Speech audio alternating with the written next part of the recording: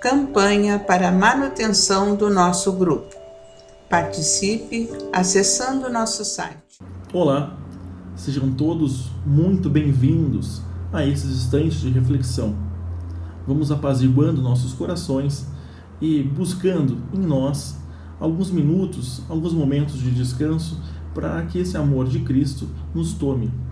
Vamos abrir aleatoriamente o Evangelho segundo o Espiritismo, buscando essas reflexões. Nos caiu hoje o capítulo 4. Ninguém pode ver o reino de Deus se não nascer de novo.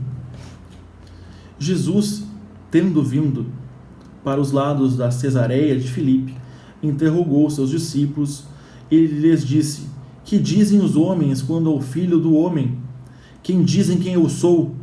Eles lhe responderam: Alguns dizem que sois João Batista, outros Elias, outros Jeremias, ou algum dos profetas. Jesus lhe disse: E vós outros, quem disseis que eu sou? Simão Pedro, tomando a palavra, lhe disse: Vós sois o Cristo, o Filho de Deus vivo. Jesus lhe respondeu: Sois bem-aventurado, Simão, filho de Jonas, porque não foi nem a carne nem o sangue que vos revelaram isso, mas meu Pai que estás no céu. São Mateus, capítulo 16, versículo 13 e 17. Entretanto, Herodes, o tetrarca, ouvindo falar de tudo o que Jesus fazia, seu espírito estava em suspenso, porque uns diziam que João ressuscitaria de entre os mortos, outros que Elias apareceu, outros que um dos antigos profetas ressuscitara. Então Herodes disse: Eu fiz cortar a cabeça a João, mas quem é este de quem ouvi falar tão grandes coisas? E ele tinha vontade de vê-lo. Após a transfiguração, seus discípulos o interrogaram, dizendo: Por que, pois, os escribas dizem que é preciso que Elias venha antes? Mas Jesus lhe respondeu: É verdade que Elias deve vir e restabelecer todas as coisas, mas eu vos declaro que Elias já veio, e não o conheceram, mas o trataram como lhes aprouve. É assim que eles farão sofrer o Filho do Homem. Então seus discípulos compreenderam que era de João Batista que lhes havia falado. São Marcos, capítulo 17, versículo 10 a 13. Ressurreição e reencarnação. A reencarnação fazia parte dos dogmas judaicos sob o nome de ressurreição.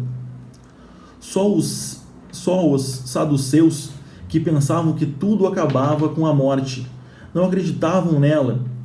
As ideias dos judeus sobre esse ponto, como sobre muitos outros, não estavam claramente definidas, porque não tinham senão noções vagas e incompletas sobre a alma e sua ligação com o corpo.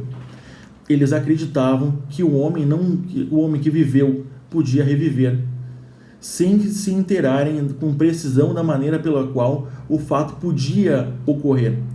Designavam que a palavra ressurreição, o que o Espiritismo mais judiciosamente chama de reencarnação, com efeito a ressurreição, supõe o retorno à vida do corpo que morreu, o que a ciência demonstra ser materialmente impossível, sobretudo quando os elementos desse corpo estão, desde há muito tempo, dispersos e absorvidos. A reencarnação é o retorno da alma ou espírito à vida corporal, mas em outro corpo novamente formado para ela, e que não tem nada de comum com o antigo. A palavra ressurreição poderia, assim, se aplicar a Lázaro, mas não a Elias nem a outros profetas. Se, pois, segundo sua crença, João Batista era Elias, o corpo de João não podia ser o de Elias, uma vez que se tinha visto João criança e se conheciam seu pai e sua mãe. João podia, pois, ser Elias reencarnado, mas não ressuscitado. Dentro dessas reflexões, podemos compreender que nós temos uma vida não apenas a material, não apenas a que estamos hoje, mas muitas anteriores e provavelmente muitas posteriores. Buscamos o aprimoramento, buscamos o crescimento, mas nos questionamos: por que reencarnamos? Muitas vezes, em muitas situações distintas, em muitas condições, os mais experientes dizem: se eu pudesse voltar no tempo com este mesmo conhecimento que tenho hoje, eu faria muitas coisas diferentes.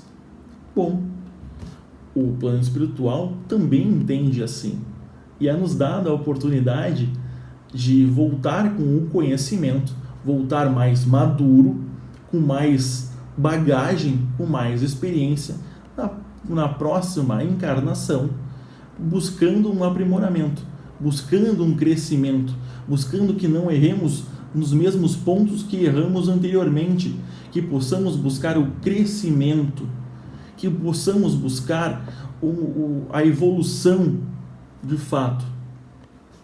O Livro dos Espíritos nos coloca no capítulo 4 a pluralidade das existências, que ele comenta sobre a reencarnação.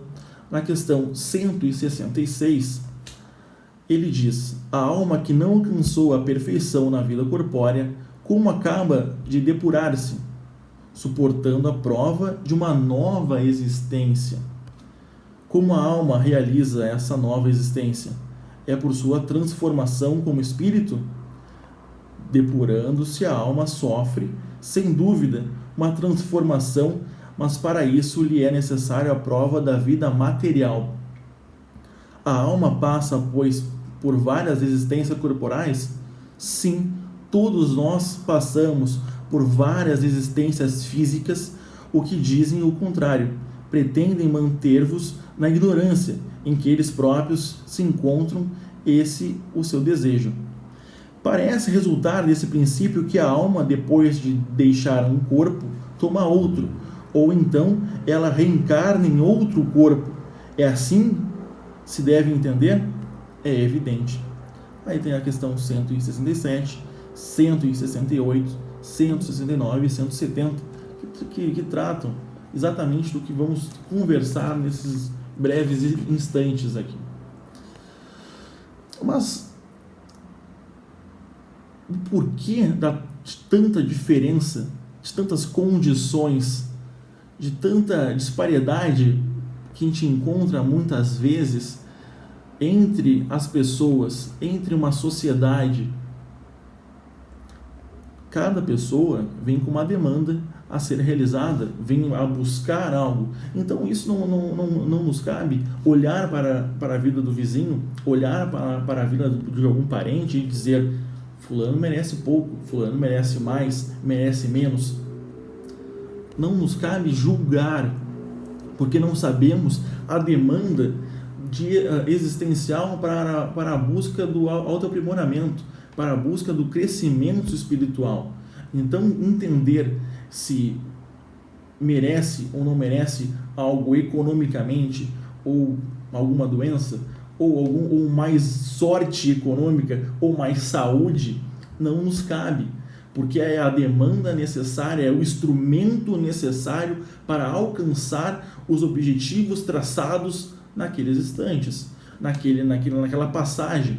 Então, compreender que a vida é apenas um momento, é apenas essa existência, é viver de uma forma apenas uma única vez, numa única encarnação, nos deixa uma série de incongruências, uma série de incompreensões que nós precisamos compreender, que não há sentido como explicado no Livro dos Espíritos, e muito bem abordado e introduzido no Evangelho segundo o Espiritismo para a nossa conversa. As realizações, os crescimentos não são ponderados ou necessariamente criados de uma forma grande ou pequena. Um sonho, uma realização, não nos cabe quantificar ou mensurar ela.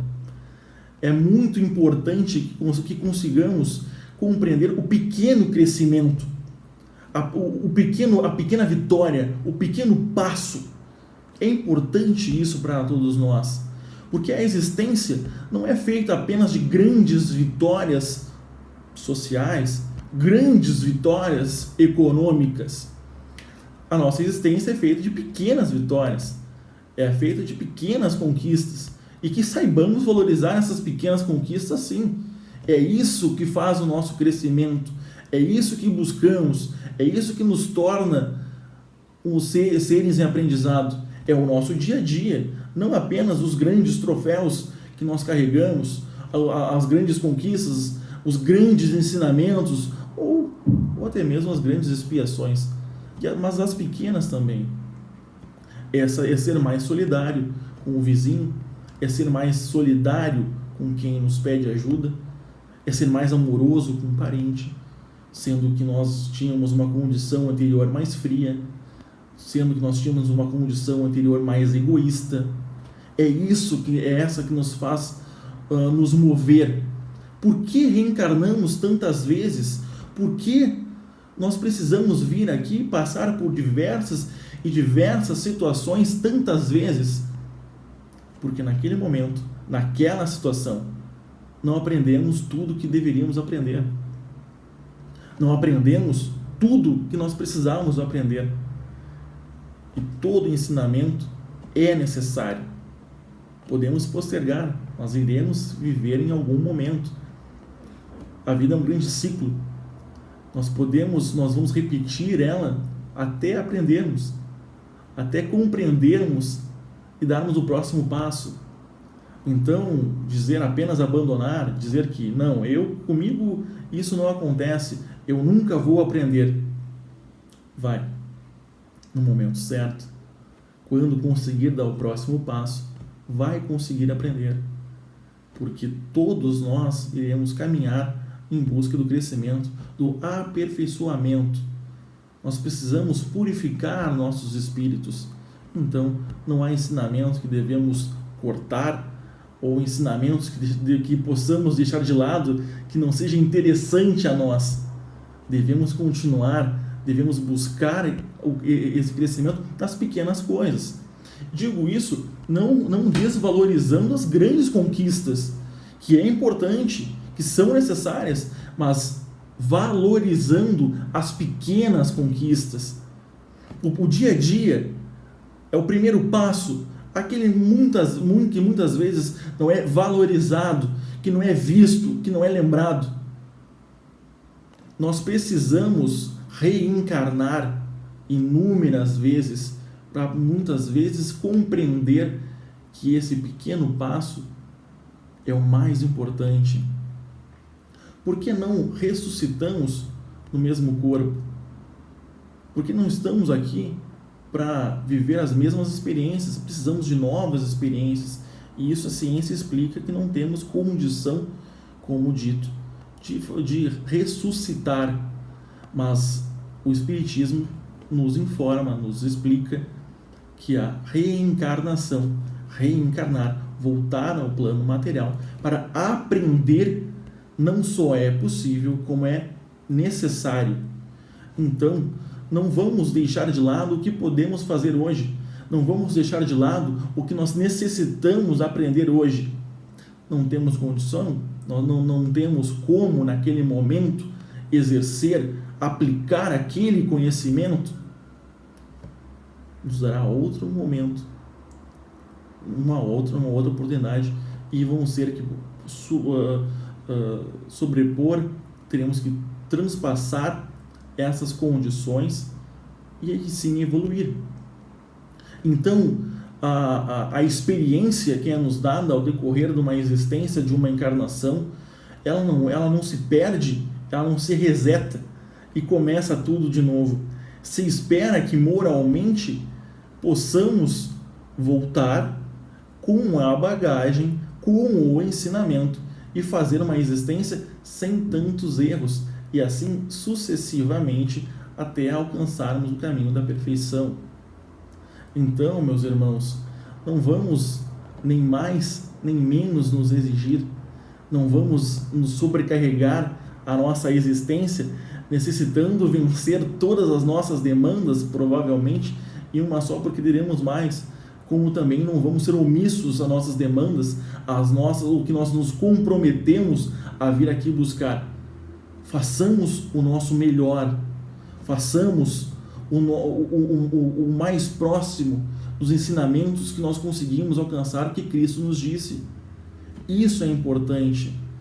É um dos motivos da reencarnação, é buscar e conseguir aplicar de forma genuína, de forma sincera, esses ensinamentos, essas palavras, que muitas vezes vem de fora para dentro, mas na hora certa, no momento certo, elas ecoarão e virão de dentro para fora. Consigamos falar em Cristo, falar dos seus ensinamentos de uma forma genuína, pura, envolvidos numa cadência de amor, de paz e de tranquilidade. É isso que nos torna tão certos que estamos no caminho do bem. É isso que nos torna, que nos garante a boa caminhada.